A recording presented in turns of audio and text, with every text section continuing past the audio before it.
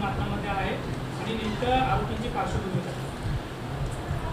गुन्हे शाखा घटक 2चे पोलीस निरीक्षक श्री सोनवणे, API केदार आणि API माळी आणि त्यांच्या टीमला गोपनीय माहिती मिळाली होती की फैजल अन्सारी हा भिवंडीमध्ये गांजा विक्री करण्यासाठी येणार आहे। त्या अनुषंगानं ACP शेखर बागडे यांच्या मार्गदर्शनामध्ये घटक 2चे अधिकारी श्री सोनवणे आणि त्यांच्या टीमनं सापळा कारवाई आयोजित केली।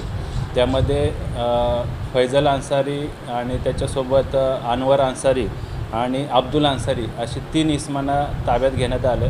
त्यामध्ये अनवर अन्सारी याच्या घरामधून आणि ताब्यात घेतलेल्या 2 इतर संशयित इसमांकडून एकूण जवळपास 74 किलोचा गांजा अंमली पदार्थ हस्तगत करण्यात आला, जप्त करण्यात आला। त्याची अंदाजे किंमत 37 लाख रुपये आहे। त्या अनुषंगानं भोईवाडा पोलीस स्टेशन येथे गुन्हा दाखल करण्यात आला असून सदरच्या आरोपींना मान्य न्यायालयामध्ये आज हजर करण्यात येणार आहे। फैजल अन्सारी जो आरोपी आहे त्याच्यावर यापूर्वी 2 NDPSच्या कायद्याने गुन्हे दाखल आहेत आणि इतर आरोपींवर देखील काही गुन्हे दाखल आहेत का त्या अनुषंगानं पोलीस माहिती घेत आहेत।